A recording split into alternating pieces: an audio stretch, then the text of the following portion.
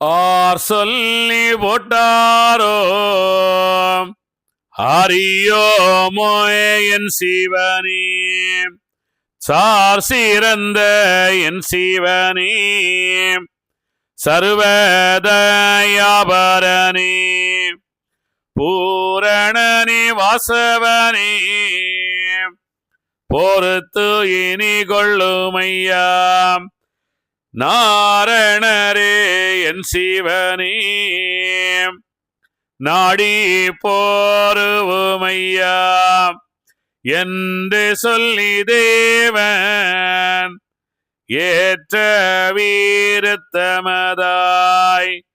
நன்றினிய முப்பருள்வேல் நற்போற்றலே படிக்க பரதேவதையான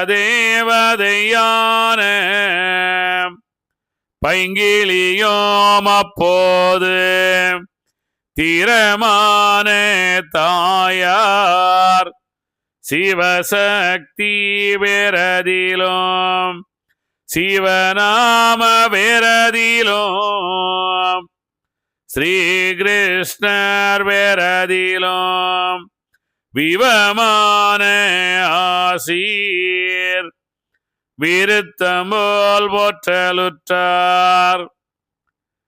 காரண ஆரிநாரண கவி பூரண வெகு தோரண கவிஞோர் தோளும் வாரண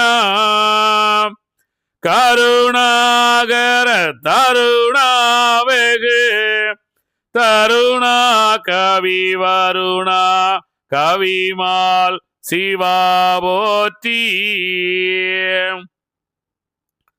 காயாம்பூவின் மேனி நிறமாயா சிவ சிவாயா கருவாய் உருவாய் அருவாயுனை தினமே அருள் மாயா கூறி மத்தகா கருணாகரா போற்றி.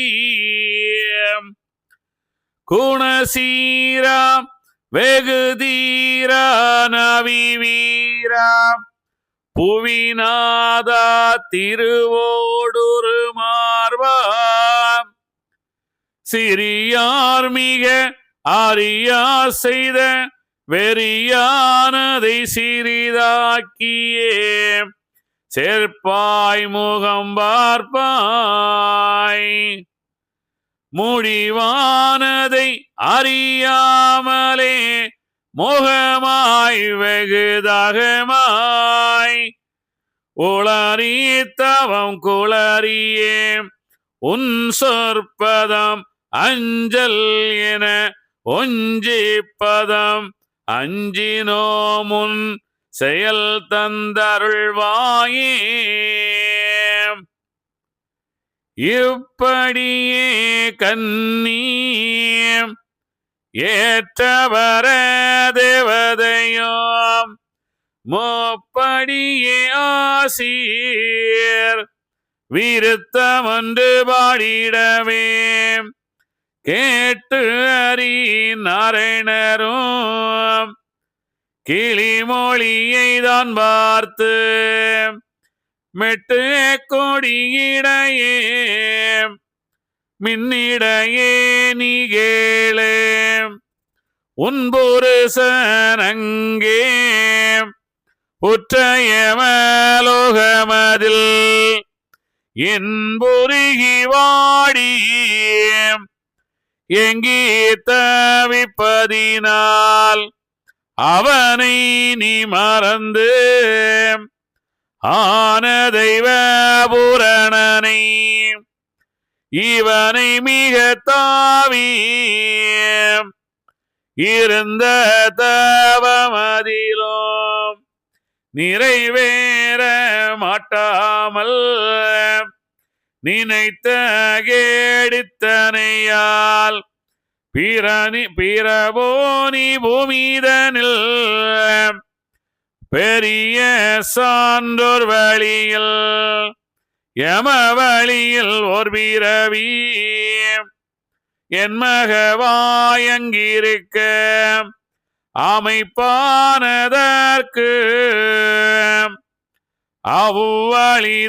அவ்வழிதானாயிழையே இந்த தவக்குறைக்கு இன்னமங்கே நீ பிறந்து முந்த புருஷனுக்கு முன்வேலையும் கழித்து அழுந்த துயரப்பட்டு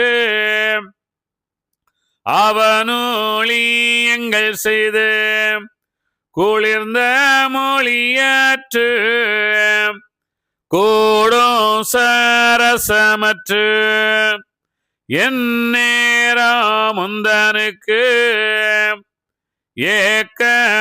ஏக்கமூடனழுந்து இன்னமிங்கெளிந்த மிக தேவனுன் வழியில் கொண்ட பட்சத்தாலே கோதையரே உனையும் கண்டேச்சை கூர்ந்து கர்ம கருவினையால் கருவால் உருவை கைக்குள்வசமாக்கி பருவாய் பருவமதில் பாவையரே நீவனோடு இருவர் ஒருவரன இச்சை மீக கூர்ந்து குருவை மறந்து கொண்டவனை தான் மறந்து தாய் தகப்பன் மாமன் தமையன் தனை மறந்து வாயிற்படி மறந்து வாழ்வை மீக மறந்து சொந்த மனை மறந்து சுகசோபனம் மறந்து சந்தோஷமற்று சகலோர்க்கும் நாணமுற்று முற்பிருசன் தனக்கு மூலக்கரு கெடனைத்து எப்புருசன் தானவே எவ்வுலகும் தானறிய கட்டின மங்கலியும் காசினியோர் தானறிய கெட்டு நாள் போலே கீர்த்தி மீக பிறந்து மேலும் வர தொந்தரவு மிகு நாள் வழிதோறும் கேலி மிக ஆகி கிளேசமீக அடைந்து உதிர வெளியாகி உள் செருமல் விக்கலுமாய் தீண்டாமந்த செடியே செய்கையினால் வீட்டை விரித்து மேலே தெய்வ வழியாய் நாட்டை அரசாண்டு நாச்சியார் போலிருப்பாய் என்று சீவனாரும் எம்பெருமாளும் உரைத்து அன்றே மச்சண்டன் அவ்வழியிலே தான் அமைத்தார் அமைக்க வணங்கும் அமைக்க அணங்கும் அவனிதனிலே பிறக்க எமக்குலத்தில் வந்து இயல்பாய் வீரந்தனலாம் மாது பூவியில் வர வளர பீரந்த வின்பு தாசாது கரமணிந்த சங்கு சரத்தாமன்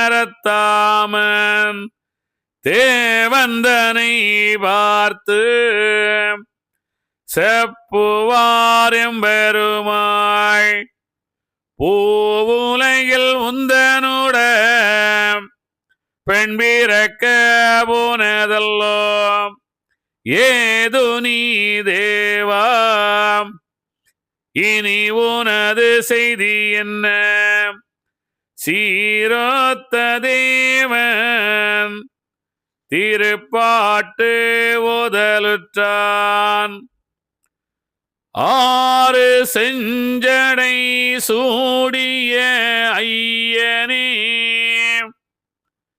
ஆலையிலே துயில் ஆதிபராகவா நீருமேனி நிரந்தரம் பூசிவா நீ சிவா சிவ சிவா வைத்துனராகவா வீர சக்தி மணவாளனானவா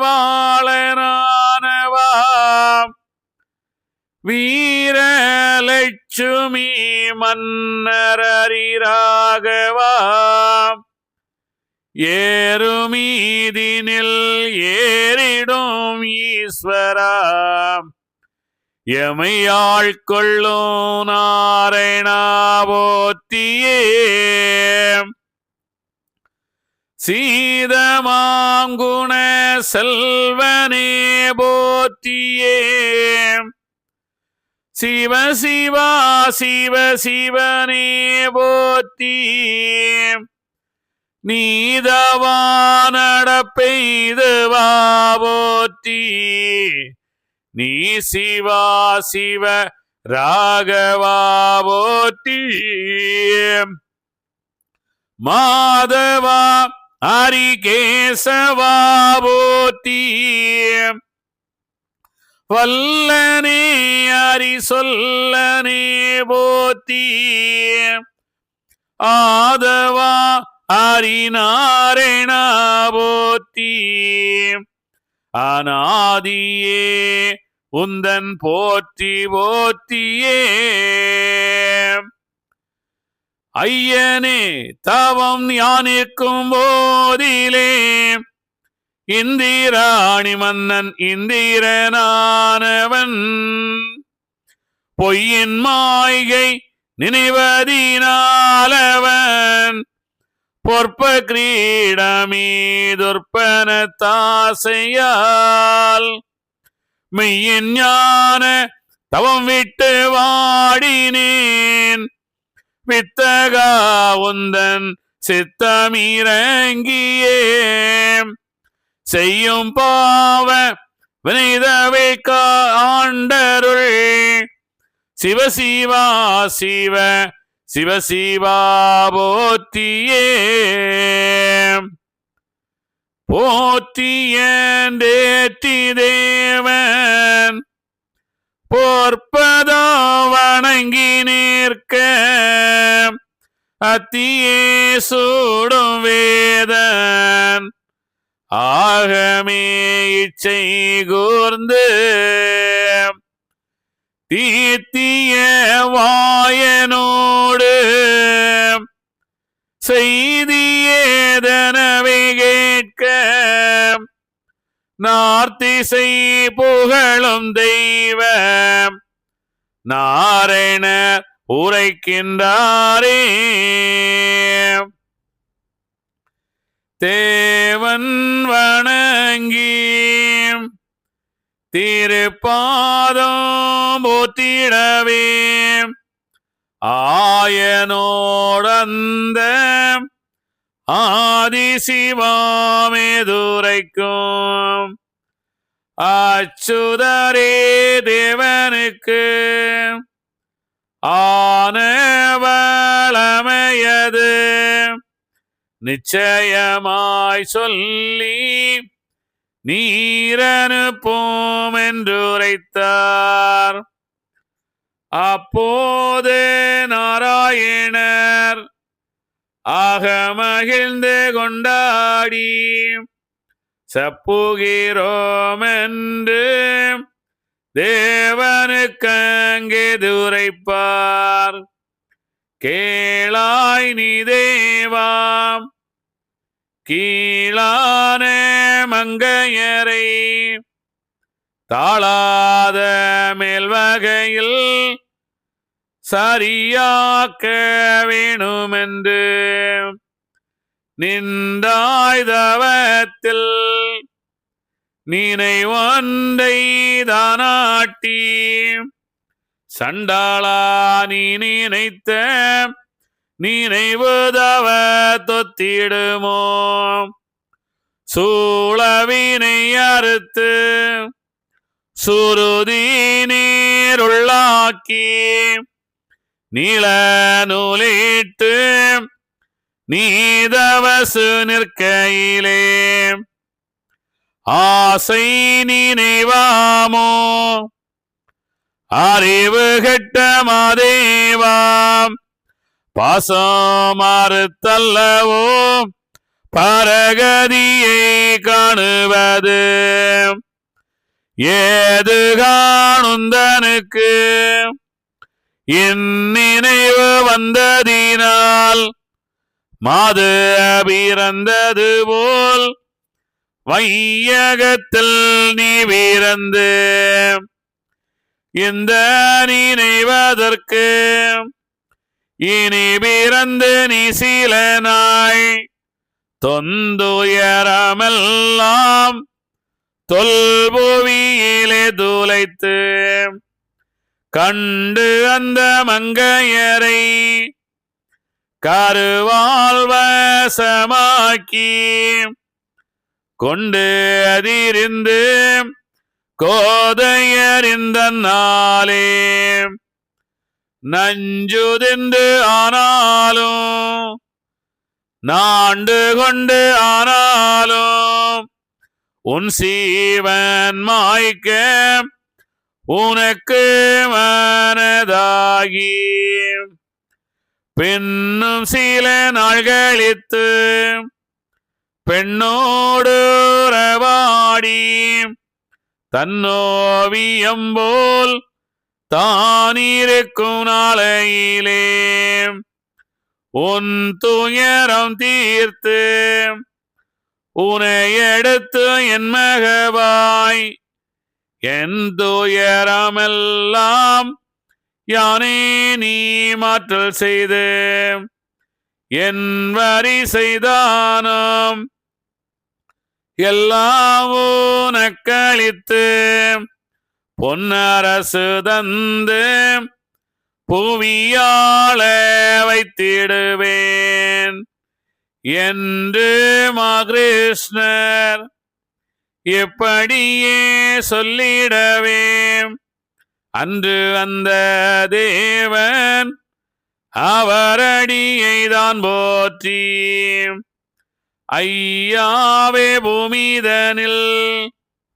அவதறிவோ என்றீரே பொய்யான கலியன் பூமிதனிலே பிறந்தால் பிறந்த வழியோம் பிதிரும் அந்த குலமோம் அறந்தழைக்குமாலே அதுவும் என் நாற்கதிதான் பெற்று கொள்ளும்படி புத்தி கொடுத்தருளி பற்றுதலாக பலன் கொடுப்போம் என்று சொல்லும் அல்லாமல் என்னை வந்து ஆட்கொள்ளும் நாளதுதான் எல்லாம் விவரமதாய் இயம்பி அனுப்புமையா.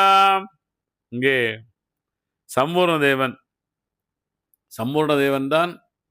இப்போ இதுவரைக்கும் நம்ம பார்த்தோம் 7 வித்தும் பிறந்தாச்சு, பார்த்துட்டு வந்தோம். அந்த தெய்வ கன்னிகள் இந்த 7 வித்துடன் அந்த உறவாடுவதற்கு அந்த 7 தெய்வ வித்தும் பிறந்தாச்சு இல்லையா? அப்பொழுது அதுங்க காளியும் சிறை இருந்தாச்சு, மாகையில் இருக்கின்ற அந்த சான்றோனும் வந்தாச்சு. அந்த நம்மளுடைய அந்த அந்த லட்சுமி, மகாலட்சுமி, அந்த மகரமாகிய அந்த மகாலட்சுமி அங்கே அந்த அந்த தேவ குழந்தையை உருவாக்குவதற்கு அங்கே அந்த செந்தூர் கடலில் பள்ளி கொண்டாச்சு, போயிருந்தாச்சு, எல்லாம் நடந்தாச்சு. இங்கே இப்பொழுது சம்பூர்ண தேவன் தேவன் என்ன செய்கின்றான்? அங்கே தவமியேற்றுக் கொண்டிருக்கார். சம்பூர்ண தேவன் பரதேவதையும். அப்பொழுது அங்கே அந்த தேவேந்திரன் திருமுடியை நம்ம பார்க்குறோம் இல்லை, இன்னும் நம்ம வாழ்ந்துட்டு இருக்கிறோம். நமக்கு ஒரு ஆசை, என்ன ஆசை அப்படின்னா, இங்கே ஒருத்தர் நல்லா விளையாடிட்டு இருந்தான்னா நம்ம அவ்வளோ போல விளையாடணும் அப்படின்னு ஆசை. அங்கே ஒருவன் ஒரு நல்ல படம் நடிச்சிட்டு இருந்தான்னா அவனை போல் நம் நடிகனாக வேண்டும் அப்படின்னு ஆசை. ஏதோ ஒருவர் ஒரு சிறந்த செயல், ஒரு எல்லாரும் மக்கள் பார்க்கின்ற வியக்கின்ற ஒரு செயல் செய்தால் நம்மளும் அதே போல் செய்ய வேண்டும். இந்த நாட்டை அரசன் ஆண்டுகிட்டது, நம்மளும் இந்த நாட்டை ஆளணும் அப்படின்னெல்லாம் நமக்கு இந்த எண்ணங்கள் வருகின்றது இல்லையா? வாழ்க்கையில் இது எல்லாருக்குமே வருகின்ற ஒரு இயற்கை தான். அவ்வளவு இங்கே சம்பூர்ண தேவனுக்கும் அதே போல அந்த பெண்ணுடன் அவள் என்ன செய்கின்றாள்? செத்து பிறக்கின்ற இடத்தில் இருக்கின்றாள். இவரும் அங்கே உயர்ந்த அந்த கண்ணபுரானை போல அவளுக்கு அந்த ஆசை பாசம் எல்லாம் மற்ற எல்லாரும் நானும் ஒன்றுதான் என்ற நிலை, இந்த அண்டமெல்லாம் இந்த பிண்டத்தில் இருக்கின்ற அந்த நிலையில், அந்த உயர்ந்த நிலையில் சான்றோனாக வந்த அந்த அரிகோபால அந்த சம்பூர்ண தேவனுக்கு இப்பொழுது ஆசை எழுந்து விட்டது. நான் இன்னும் எதுக்கு எப்படி ஆசை எழும்? கூட ஒரு பெண் இருக்கின்ற நமக்கு வாழ்க்கையில் நீங்க பார்த்தீங்கன்னா நம்ம இதான் சொன்னோம், திருமணம் ஆவது வரைக்கும் நான் இந்த உலகத்துக்கு நல்லது செய்வேன், நான் இந்த நாட்டுக்கு நல்லது செய்வேன், மக்களுக்கு நல்லது செய்வேன், அந்த எண்ணமே தான் எல்லாருக்குமே இருக்கும். அது திருமணம் ஆகினதுக்கு பின் அந்த வாழ்க்கையில் வரும்போது தான் நமக்கு பல பிரச்சனைகள் எழுகின்றது. அதே போல அங்கே என்ன செய்யறது? இவருடன் அப்படி வந்தவருடன் அந்த பெண் அவரை சேர்ந்து நடப்பதால் என்னாகின்றது?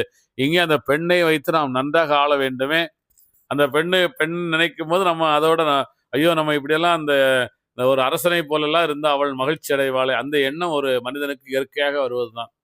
அந்த எண்ணம் தான் அங்கே அந்த சம்பூர்ணனுக்கு வந்தது. உடனே அங்கே இவருக்கு எண்ணம் நினைத்த உடனே அங்கே இறைவன் தோன்றி. நம்ம நினைக்கிறோம் எங்கேயோ நம்ம ஒரு தவறு செய்துட்டு போயிடறோம் அப்படின்னு நினைக்கிறோம். நம்ம உயிரில் இருப்பவன் தான் அடுத்த உயிரில் இருக்கின்ற சிவபெருமானும் ஒன்றுதான். நம்ம உயிரில் இருக்கின்ற நம் மகாவிஷ்ணுவும் அடுத்த உயிரில் இருக்கின்ற மகாவிஷ்ணுவும் ஒன்றுதான். நம்ம அறிவில் இருக்கின்ற பிரம்மனும் அடுத்தவங்க அறிவில் இருக்கின்ற பிரம்மனும் ஒன்றுதான். இப்போ நாம் ஒருவனுக்கு இடறு செய்ய நினைத்தால், நாம் ஒருவனுக்கு தவறு நினைத்தால், நாம் நினைக்கின்ற நினைவில் யார் அங்கே நாம் என்ன நினைக்கணும் உடனே அங்கே நம்மளுடைய கடவுள்கள் அதை என்ன செய்கிறார்கள்? அவர்கள் மூவருமே அங்கே அதை பதிவு செய்து கொண்டிருக்கின்றார் ஒவ்வொரு நிகழ்வை. அதேபோல இவன் நினைத்தார், அங்கே கடவுள் வந்து விட்டார். அவர் கேட்கின்றான், ஐயோ நான் மனசுல தானே நினைச்சு, யாருமே நான் சொல்லும் போது யாருமே இங்க இல்லையே, யாருமே பார்க்கலையே, நான் தானே சொன்னேன் அப்படின்னு சொன்னோன்னா அவங்க சொல்கின்றார்கள், நீ என்ன நினைச்ச? நாங்க உனக்குள்ளால தானே இருக்கிறோம், நமக்குள்ளால தானே இறைவன் இருக்கின்றான். அந்த எண்ணம் நமக்கு நாம் என்ன நினைக்கின்றோம், நாம் என்ன செய்கின்றோம் என்பதை நாம் பார்த்து கொண்டே இருக்கின்றார். ஒவ்வொரு செயலையும் பார்த்து கொண்டு அந்த எண்ணம் நமக்கு வந்துவிட்டால் நாம் வாழ்க்கையில் விழிப்புணர்வுடன் வாழ்வோம். ரொம்ப முக்கியமானது தான். நமக்குள்ளாலே அந்த இறைவனிருந்து எல்லாத்தையும் பார்த்து கொண்டிருக்கின்றான் என்ற விழிப்புணர்வு நமக்கு வந்துவிட்டால் நாம் சரியாக வாழ்வோம் இந்த உலகத்தில். இங்கே அந்த விழிப்புணர்வு அவருக்கு எல்லாம் என்னாகின்றது? அந்த விழிப்புணர்வுடன் வாழ்ந்தவர், அந்த நிலையை வந்தவரை என்னாகின்றது? இந்த மாயை அந்த பெண் அருகில் இருக்கும்போது அவருக்கு அந்த இது மாறுகின்ற நினைவு தடுமாறுகின்றது. இதான் உண்மை. அதான் சொல்லுகின்றார். என்ன சொல்லுங்க, ரொம்ப அற்புதமான விஷயங்களை சொல்லிட்டு வராங்க. நீ பார்த்தீங்கன்னா தெரியும். அங்கே அந்த சொல்லுங்க, உடனே என்ன செய்யலாம்? இவரை விட்டுட்டாங்க. டக்குன்னு அந்த பரதேவதையிடம் போய் சொல்கிறாங்க, நீ நந்தினியும் நற்போற்றிலை படிக்க பரதேவதையிடம் பையங்களையும் சொல்ல. உடனே என்ன செய்கிறார்? நீ யார் சொல்ல இப்படி சொன்ன உடனே அவள் என்ன செய்கிறாள்? அந்த வாசகம் படிக்கின்றாள். காரணா அரிநாரணா கவி பூரணா வெகுத்தோரணா கவிஞர், அற்புதமான அந்த கவிதையை படிக்கின்றார். தவம் என்பதே தெரியாதவள், தவம் என்பதே என்ன என்று தெரியாத அந்த வெளியில இறைவன் என்று அந்த வணங்கி இரு கைகளையும் கூப்பி இறைவன் என்று வெளியே வணங்கி கொண்டிருந்த ஒரு பெண் இங்கே அகஞ்சினை அந்த இறைவனை அவள் காணுகின்றாள். இந்த பேர் யாரால் வந்தது? சம்பூர்ண தேவனால் வந்தது. அவர் என்ன செய்யணும்? காலால் கனல் எழுப்பி கடுந்த வசு செய்து விட்டாள். அவள் அகத்தில் இருக்கின்ற அந்த இறைவனை பார்த்து அவள் கவி படிக்கின்றாள். காரணா வெகு தோரணா ஹரிநாரணா கவிவா பூரணா கவிஞர் தொழும் வாரணா அப்படின்னு எல்லாம் படிக்கின்றார். எவ்வளோ அவளுக்கு ஒரு ஞானம் பார்த்தீங்களா? இது ஒரு எவ்வளோ பெரிய. அதான் நீங்கள் ஞானம் அவர்களுடன் சென்று விடுங்கள் யாராக இருந்தால். உடனே நீங்கள் அங்கே ஆம்பளைங்க பொம்பளைங்க அப்படி இல்லை. ஒரு அக ஞானத்துக்கு நீங்கள் வந்து விடுங்கள். உங்களுடைய வாழ்க்கையே ரொம்ப வித்தியாசமாக இருக்கும். நீங்க வந்து புற வாழ்வும், அந்த வெளியே இறைவன் என்று வாழ்கின்ற வாழ்வும், இறைவன் எனக்குள்ளால இருக்கின்ற வாழ்வும் என்று வரும்போது உங்களுடைய நிலையே அது வித்தியாசமாக மாறிவிடும். சொல்லுகின்றார். உடனே அவர் சொல்லுகின்றார், நீ வந்து இதுக்கு முன்னாடி உன்னுடைய கர்மா இன்னும் தீரவில்லை. ஏன்னா உன்னையே அவன் நினைத்து ஏங்கிக் கொண்டிருக்கின்றான். அந்த செத்து அந்த உன்னுடைய கணவன், இதுக்கு முன்னாடி நீ இதுவரைக்கும் அந்த கணவன் உன்னையே அங்கே உன்னையே நினைத்து உருகிக் கொண்டிருக்கின்றான். அதனால் நீ இந்த பிறவி இந்த உலகத்தில் பிறந்து அவனுடன் பிறந்து அவனுடைய கர்மாவை கழித்து அவனை பிடிக்காமல், அவனும் என்ன செய்யணும், உன்னை பிடிக்காமல் அவனிடமிருந்து நீ வெளியே வர வேண்டும் அப்படின்னு சொல்லி சொல்கின்றார். அவ்வளவு நீ வந்து அந்த சம்பூர்ணனிடம் நீ சேருவாய் அவன் அப்படின்னு சொல்லிட்டு சொன்ன உடனே சொல்லிட்டு என்ன செய்கின்றார், இங்கே சம்பூர்ணனுக்கு வருகின்றார். அவரு ரொம்ப பயந்துட்டார் சம்பூர்ணன். ஏன்னா இங்கே ஆசை கொண்டது அவள் அல்ல, ஆசை கொண்டது இவர்தான். அந்த இந்திரன் திருமுடியை வைத்து நாம் இருவரும் அரசாண்டு அப்படி வாழ்ந்தால் எப்படி இருக்கும் என்று அந்த ஆசை கொண்டது யார்? இங்கே அந்த சம்பூர்ணன் தான் ஆசை கொண்டார். ஆனால் அங்கு யாருக்கு தண்டனை அதிகமாக கிடைக்கின்றது என்றால் அந்த பெண்ணுக்கு. ஏன் அப்படின்னா அவள் அந்த பெண்ணால் தான் இவர் ஆசை கொண்டார். இவர் ஏற்கனவே தவமியேற்றி மேலான நிலை வந்தோர். அப்ப அந்த பெண்ணுக்கு என்ன, அந்த அவளுடன் அந்த சந்தோஷமாக இருக்க வேண்டும் என்று அவர் அந்த ஆசையை கொண்டு விட்டார். ஒருத்தர் காரணமாயிட்டாங்க. ஆனாலும் என்னது, அந்த தவறல்ல. ஆனாலும் என்ன ஆகின்றது, அவளுடைய கர்மாவை முடித்து வருவதற்கும் இவர் அங்கே காத்திருக்க வேண்டும். அதுக்கப்புறம் இவருடன் வந்து சேரும்போது அந்த சலங்கள் படணும், பிரச்சனைகள் வரும் இல்லையா? இன்னொருத்தன் பொண்டாட்டியை கூப்பிட்டு வந்தா, அது வந்து இன்னொருவன் மனைவியே கூப்பிட்டு வந்து ஒரு குடும்பம் நடத்தினவன் என்னுடைய கடவுளானெல்லாம் நிறைய பேர் கேட்டுக்கிறாங்க. அது வேற. இது வந்து வேற நிலை, அது வேற நிலை. நீங்க பாத்தீங்கன்னா ஒருவர் வந்து இவள் என்ன செய்கின்றாள், அவர் அகஞானத்தில் இருப்பதால் அந்த ஞானத்துக்காக இவள் செல்கின்றாரே தவிர அந்த உடலுக்காகவோ அந்த இதுக்காகவோ கிடையாது. நீங்க நல்ல ஞாபகம் வச்சுங்க. அங்கே கண்ணபிரானும் எவ்வளவோ பெண்களுடன் ராசலீலை செய்தார். எதற்காக? அவரை நோக்கி வருகின்றார்கள். அவருக்கு எந்த விதமான வேறுபாடும் கிடையாது. ஆணும் பெண்ணும் அவருக்கு வேறுபாடே கிடையாது. ஏன்னா அதான் நான் அதுக்கு வியாசர் கூட சொல்றாரு. நான் சொன்னேன், வியாசர் சொல்லுகிறேன், அந்த உலகத்திலேயே பிரம்மச்சாரி என்று ஒருவரை சொல்ல வேண்டுமானால் அது கண்ணனைத்தான் சொல்ல வேண்டும் என்று சொல்லுகின்றார். எவ்வளவோ ஆயிரம் பெண்களை திருமணம் செய்த கண்ணன் தான் பிரம்மச்சாரி என்று சொல்லுகின்றார். ஏன்னா அவர் யாரிடமும் பற்று வைக்கவில்லை. எதுவுமே அவர் என்ன செய்கிறார், எல்லோரையும் ஒருங்கிணைக்கின்றார். எல்லோரையும் தன்னிலைப்படுத்துகின்றார், எல்லோரையும் தன் அகப்படுத்துகின்றார். அதான் உண்மை, தன் அகப்படுத்துகின்றார். இங்கேயும் என்ன செய்கிறார், அந்த பரதேவதை ஐயா வைகுண்டரன் அகப்படுகின்றாள். அவ்வளவுதான். அந்த அகஞானத்துக்கு அவள் வருகின்றார். இதுதான் உண்மை. அப்போ வந்து நான் அடிக்கடி சொல்ற விஷயம் என்னன்னா, ஐயா வைகுண்ட தவமியற்றுவதற்கு அந்த பெண் தான் ஒரு மூல காரணமாக இருந்திருப்பாள் அப்படின்னு நான் சொல்லுவேன். நிறைய டைம் இதை சொல்லுவேன். ஏன்னா அங்கே அவருக்கு வந்து இந்த பிரச்சனைகள் எழுவதற்கு காரணம் என்னடா வாழ்க்கை, அந்த பிரச்சனைகள் ஒருத்தருக்கு ஒரு பிரச்சனை வந்தால்தான் என்னடா இந்த வாழ்க்கை என்று அதற்கு மேலே அந்த தேடுகின்ற எண்ணம் வரும். அதே போல அவருக்கும் என்னது, அந்த ஒரு நீசஞ்ச இடடால் அவர் இருக்கின்ற நம்ம இது போக பார்ப்போம். இங்கே அதே போல அந்த நிகழ்வு வருகின்றது. அவர் உடனே என்ன செய்கின்றார், அவளை பிரவி செய்ய சொல்லிட்டு இங்கே சம்பூர்ணனை பார்த்தோன்னா அவரும் என்ன செய்கின்றார், இங்கே இந்த கவியெல்லாம் பாடுகின்றார். அவளை அந்த சொல்லுகின்றார். உடனே என்ன சொல்லுகின்றார் விளங்க, ரொம்ப அற்புதமான விஷயம். காரணம் 6 செஞ்சடை சூடி ஐயனே. 6 செஞ்சடை அப்படின்னா என்ன?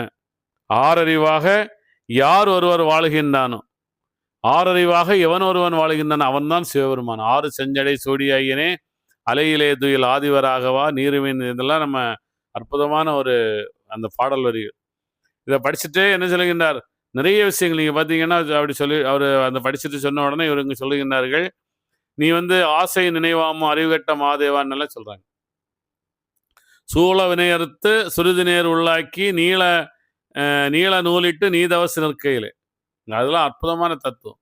வந்து நீ வந்து என்ன செய்கின்றாய், அந்த உனக்கு உள்ளாலே நீள நூலிட்டுனா உனக்குள்ளாலே நீ ஆழமாக சென்று உன் அகத்தில் நீ ஆழமாக சென்று அந்த இறை என்ற சக்தியை நினைக்கின்ற அந்த தவம் செய்கின்ற நீ உனக்கு இப்படி ஒரு ஆசை வரலாமா என்று கேட்கின்றார் இல்லையா? வரவே கூடாது. ரொம்ப ஒரு தவறான விஷயம். ஏன்னா ஆசை என்பது ரொம்ப முக்கியமான விஷயம். இதை வந்து கேட்ட உடனே அவர் என்ன செய்கின்றார், என்ன சொல்லுகின்றார், அவருக்கு தெரியும் கண்டிப்பாக என்ன நடக்கும் போகுது அப்படின்றது தெரியும். உடனே இங்கே சொல்லுகின்றார்கள், பரவாயில்ல, நீ என்ன செய்கின்ற இந்த உலகத்தில் சென்று சலங்கள் பட வேண்டும். இந்த ஆசைக்காக நீ என்ன செய்ய வேண்டும், இந்த உலகத்தில் பிறந்து நீ பல கஷ்டங்கள் பட வேண்டும் என்று சொல்லுகின்றார்கள். அதுக்கப்புறம் நாங்கள் வருவோம் அப்படின்னு சொல்லிட்டு சொல்கிறாங்க. அது அடுத்து என்ன சொல்கிறாங்க?